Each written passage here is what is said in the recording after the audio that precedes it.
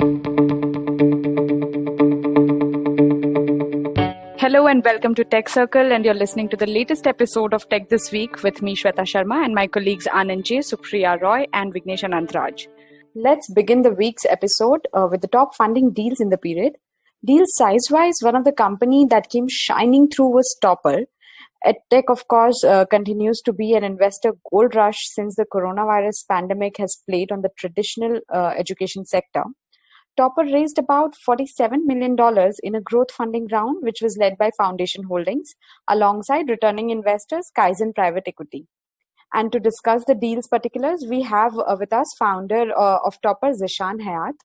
Zishan, thank you so much for joining with us today. So we would want to begin with you telling us how exactly the company is planning to use the fresh funds that it has raised. We look forward to spending the money on product development and content. We are going to dedicate some of the funds on our new platform, School OS, that will help us reach out to hundreds of thousands of students across multiple schools. And of course, we look forward to spending some of the money on app distribution. So these are the three key focus areas for us: product and content, School OS platform, and distribution. And also, Zishan, a lot of funding coming into the edtech sector. Last week, we saw Vedantu raising $100 million. And since the lockdown, I think this is one sector that is sort of seeing the silver lining. So how exactly are you seeing the whole space now? Where does the opportunity lie for the segment? Over the last 3 months, EdTech has seen huge tailwinds. Going into the lockdown in March 2020, Topper had over 12 million students on the platform, spending close to 100 minutes a day. After the COVID situation, the number of enrollments has significantly increased and the engagement has shot up by at least 30%. So what we see is there are huge tailwinds. I feel that the in-school learning and the after-school learning is going to see a unified approach.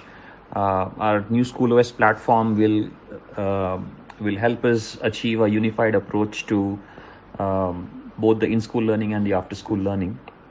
Earlier, there was a disconnect between what was being taught in school versus what was being taught in the coaching classes or the learning apps, but I think that is going to change. So overall, I think we've always imagined that EdTech will play a big role in K-12. And that change, that imagination is getting accelerated by at least 5 years because of the current situation. Thank you so much, Zishan, for your valuable inputs. It has also been raining deals in the SaaS sector these past few weeks. Another notable deal was customer help desk company Freshworks fundraise of $85 million. Alternative investment firm SteadView Capital picked up a minority stake in exchange of the capital. The deal will reportedly see the exit of some Freshworks early angel investors.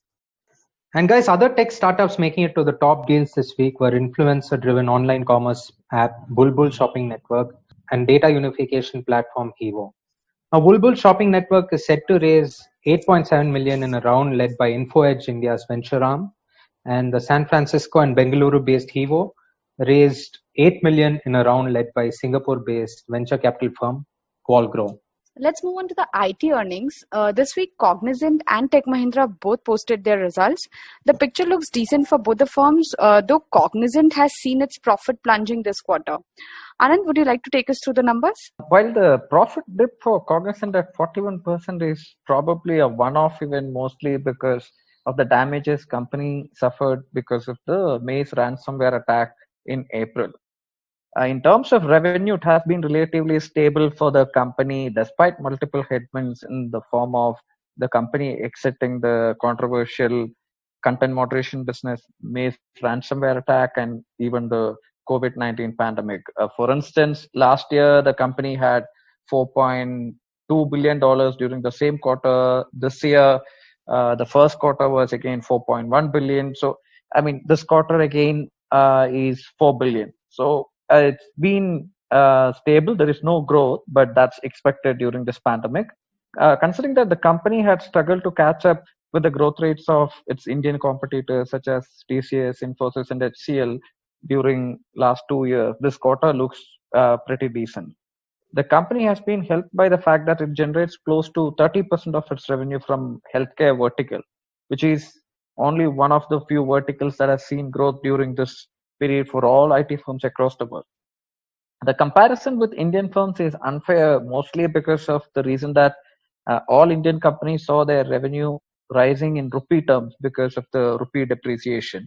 But if you look at the Indian companies' growth in constant currency, they all reported a decline in revenue growth, with the sole exception of probably Infosys, which has now positioned itself as the IT bellwether, outpacing most companies during the last 1.5 years. So we'll have to see whether Cognizant can sustain decent numbers through the rest of the year.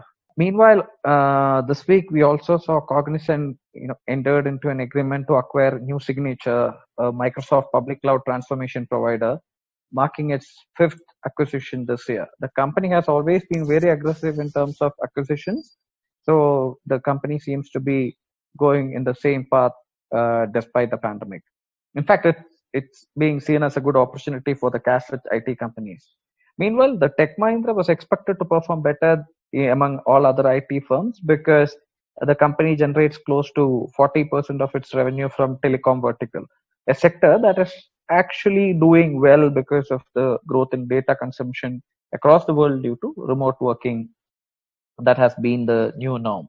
Shifting gears to the news from policy space, government think tank Niti Aayog has released a draft document titled Responsible AI for All, which is now up for stakeholder discussion, where they'll be discussing concerns around the ethical use of artificial intelligence. And among other things, the draft document proposes the introduction of ethics of AI in the university curriculum and government-funded projects for research. It also proposes setting up of multidisciplinary ethical committees for reinforcement of principles of responsible AI across various sectors like health, education, finance, as well as public, private, and research sectors which are working with artificial intelligence. That would make for a consolidated first step in the direction of India's path to make AI accountable. Currently, there are no specific regulations in place for AI in India, as full sectoral laws apply to applications of artificial intelligence. Shweta, the other day I was actually thinking how applications in AI and machine learning will be what fixing hardwares or taking to the internet were to the previous generations. Just how as a society we got familiar with the workaround of consumer electronics as and when they were invented, microwaves and refrigerators, to fixing it whenever it was down. Just how easily we take into troubleshooting our internet issues. That's just how AI has been booming. In fact, earlier this month, Central Education Board, CBSE and IBM teamed up to release a curriculum in studying AI across 200 schools in the country. Imagine that. Right, a lot of reforms coming in the education sector, and more news of job cuts came in this week. Food delivery unicorn Swiggy laid off another 350 employees, and the sector is still struggling to recover from the initial blows of the lockdown. Supriya, your thoughts there? Shweta, the food delivery industry, Swiggy said, has only recovered about 50% of its peak as and when they disclosed the layoffs. The company is now pushing its penetration of digital commerce, grocery home delivery, and hyperlocal delivery businesses. There has been significant activity news-wise in the sector in May. While rivals, what's interesting to notice, however, is that while rivals Swiggy and Zomato have been battling the COVID-19 crisis over the past few months, global e-commerce giant Amazon has been testing waters in India's food delivery space. There was a soft launch in May, if you remember. Flipkart it's not only Amazon, Supriya. Flipkart has also launched a hyperlocal delivery app called Flipkart Quick only in Bengaluru for now. And if you know, this is their second attempt at a hyperlocal delivery after the grocery delivery platform Nearby, which they launched about 4 years ago. And they had to shut it just in 5 months, citing that there was lack of demand and there was wafer thin margins as some of the main reasons. Now for Flipkart Quick, it claims that it can deliver products within 90 minutes and the minimum fee will be charged at rupees 29, which is reasonable, and will operate between 6 a.m. till 12 a.m. That's a good 18 hours. And Flipkart also said it will offer over 2,000 products in categories spanning grocery, fresh produce, dairy, meat, mobiles, electronic accessories, stationery items, and home accessories. Those last four are pretty interesting because just imagine having all of these delivered within like 90 minutes. That's something cool. And before we wrap up, Supriya, you did a couple of interesting video interviews as part of our multimedia coverage.